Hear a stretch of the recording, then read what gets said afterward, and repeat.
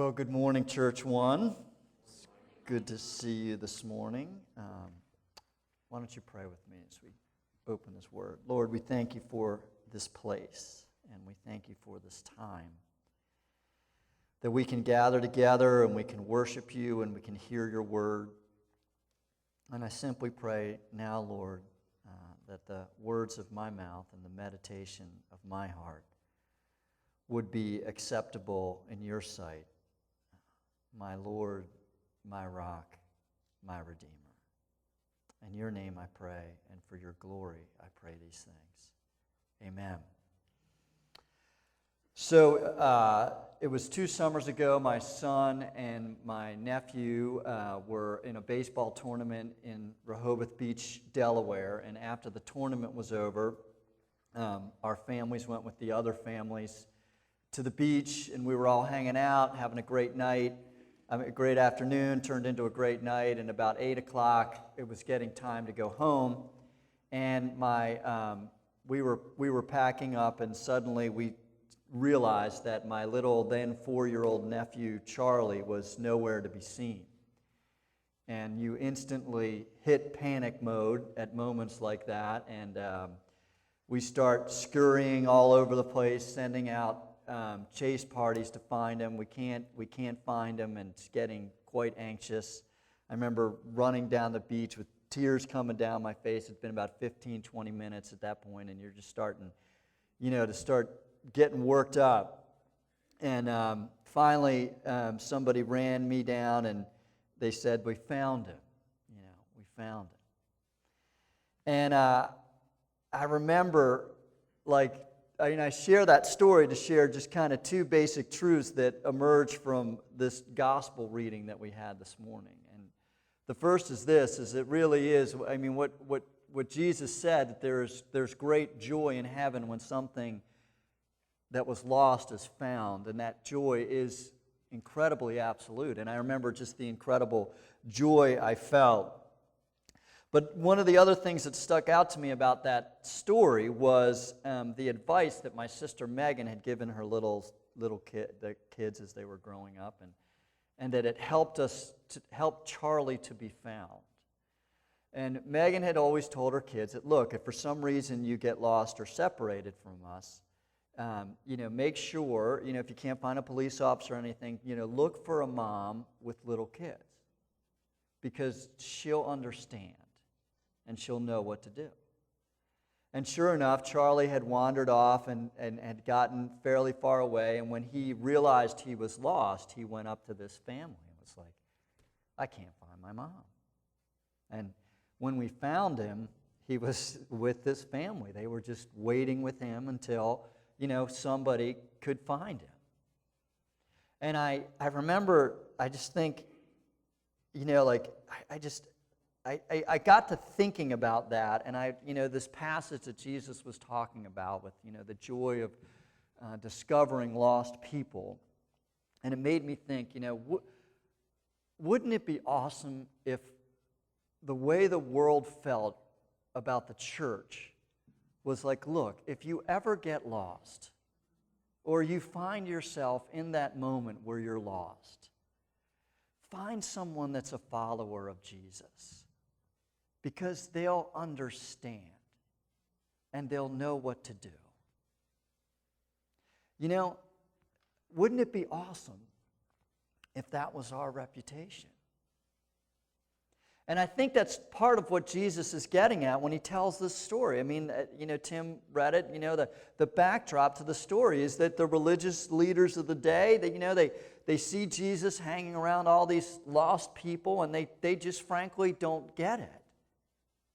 They don't understand, and Jesus tells them these stories and just says, listen, you need to understand this, that this is what we're supposed to be. We're supposed to have these kind of hearts. And if you miss that, you're missing something.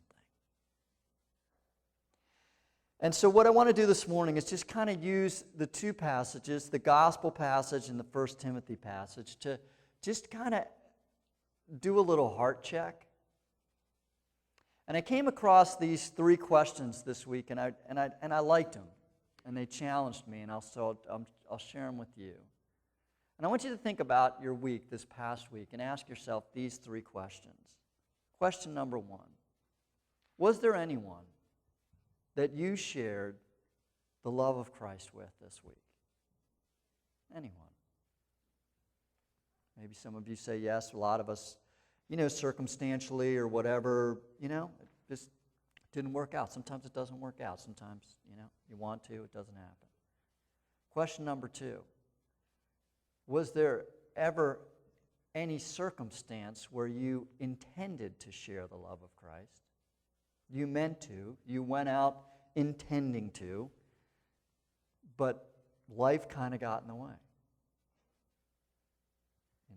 Maybe you wanted to, just didn't happen. Question number 3, was there ever a chance this week where you even expected to, or were willing to, or went out in anticipation with the opportunity to share the love of Jesus Christ? See, I think too often for us, the answer to all 3 is no. We walk out into this world that we're in, and we forget. We lose sight of something. And when we lose sight of that, something in us begins to die. And I think that's part of what Jesus is getting at when he tells these stories. And I would argue that these stories and Paul's story are really important to help us to see things. And the first thing that I want to look at is, I think these 2 passages offer us a good kind of corrective challenge about how we see others. Particularly in the gospel account, Jesus uses these 2 stories about a lost coin and a lost sheep, and just the realization that if you've ever lost something, you know the joy in finding it. And I think the reason that Jesus is telling these stories is he's trying to get people, get their head around this idea. See, the religious leaders are like, look at the people that you're hanging with. Tax collectors, sinners. In their culture, they would have been the outcasts. In our culture, maybe not. But there's some other kind of outcast in your world. Do you know, for the first time, we have now changed where people notice body size before they notice race? Do you know that? Think of some of the outcasts in our world by body type. We use the word tax collector, sinner, and we're like, yeah, I hate religious people. I hang with the sinners. Well, no.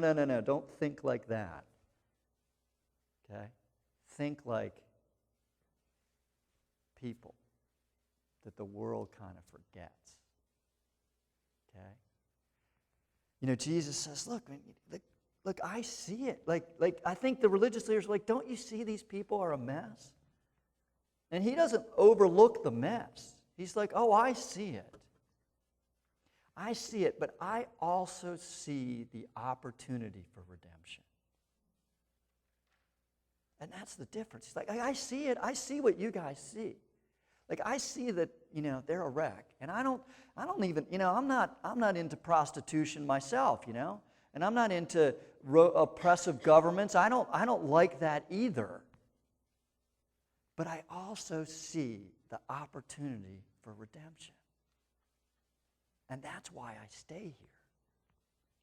See, I'm only talking to me, okay? I'll say we, okay? But I just work this through my own grid.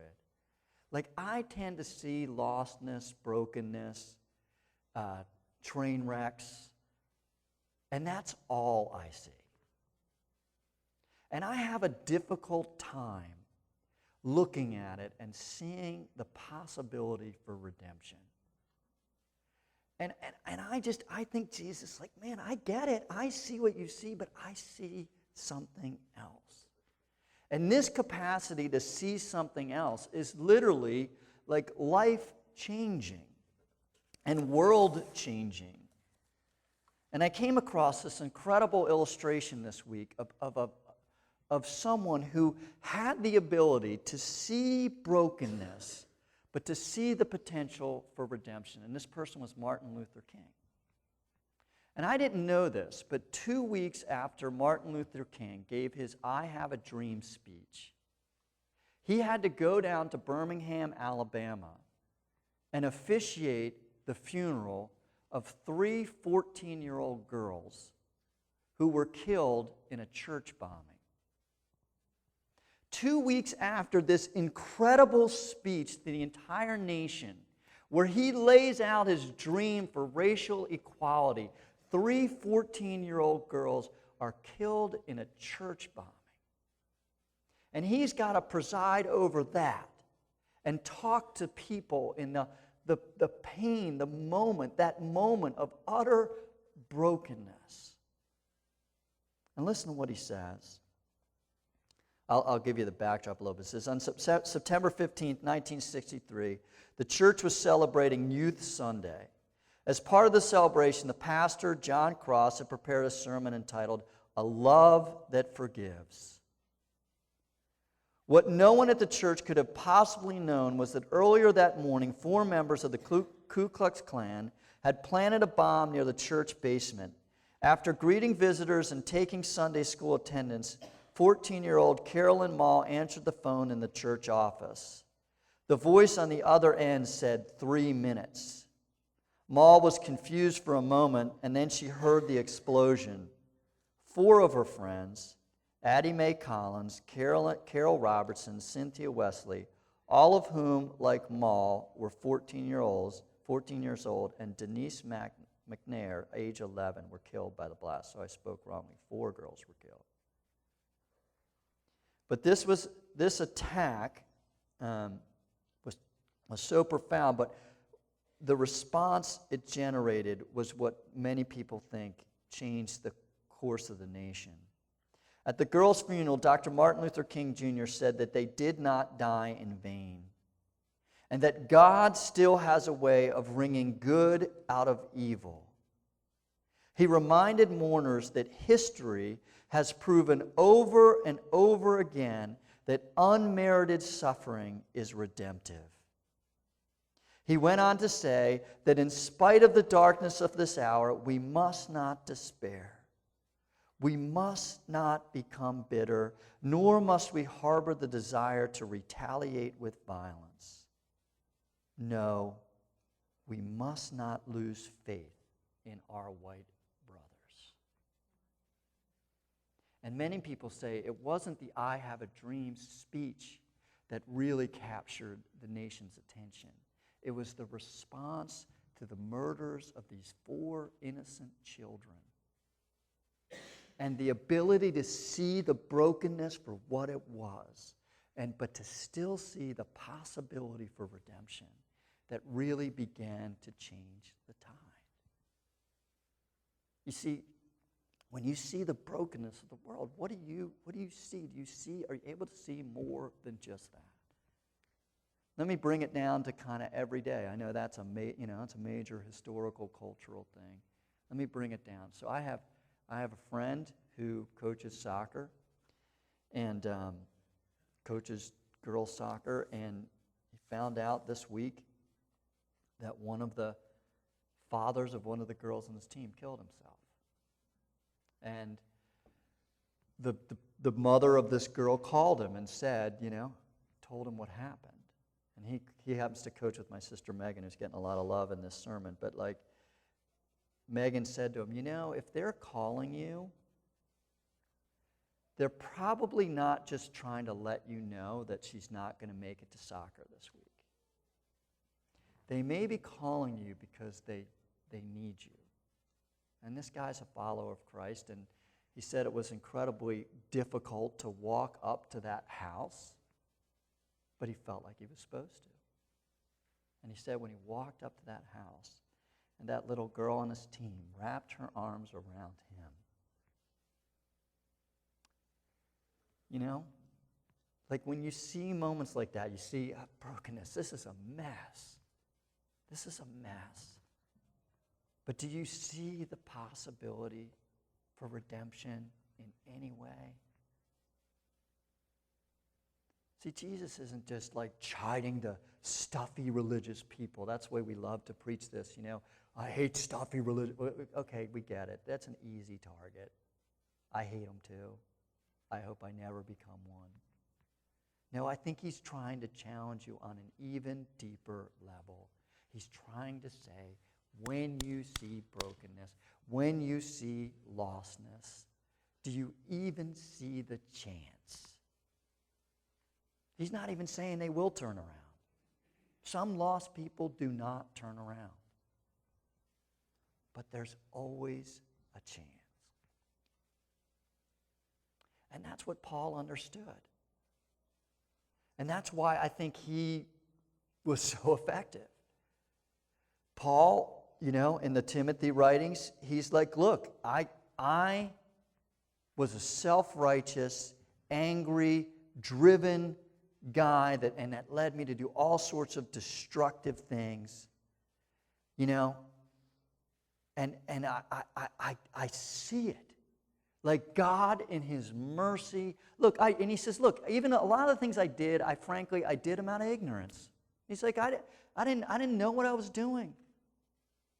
But God in his mercy and his patience and his overwhelming grace and generosity allowed me to see it. And I'm aware. But I'm not just aware of my brokenness. Like God helped me see that I could be redeemed. That there was hope in me. And because I'm able to see that in me, I'm able to see it with confidence in others. See, that's the key to this whole thing. If you left here this morning and you said to yourself, you're right, doggone it, I got to be more like Jesus. I'm going to try really hard this week to, be more like Jesus, okay? Like you'll get about a day in and you'll forget everything I said. And I will too. The people that change the world are people that don't think about being like Jesus. They think about what Jesus is like with them. And that gives them the grace, the mercy, the perseverance to look at a broken world and not just see it. When you look at the world, what do you see? The more I am at this Christian game, the more I start to think that maintaining a sense of genuine compassion, I'm not talking about sappy sentimentalism, but genuine compassion is my primary spiritual battle. And it's probably yours too. Because I guarantee you that if this world truly believed that the place to go in their moment of lostness was the church, we wouldn't have people showing up saying, I like church, it's a little boring. I mean, sometimes it's good, but it's kind of irrelevant. I'd rather be at the Ravens. We wouldn't have that issue. But we do. Because I'm convinced that if we, and we alone, we've got the tools to do it, to be people of genuine compassion, who when they look at a lost, broken situation can look at it for what it is, to not sugarcoat it, not act like it's simple, not pretend that the answers are readily available, but to see it for what it is, but to see the possibility of redemption. And I'm thinking that's why probably, one of the primary things that the church does regularly is communion.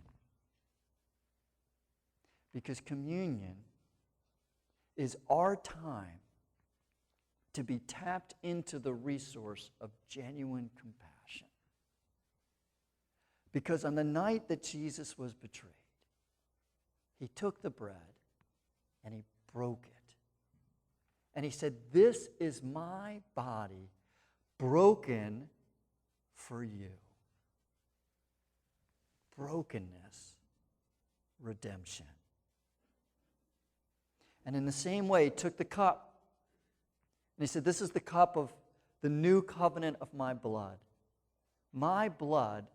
that is spilled for you."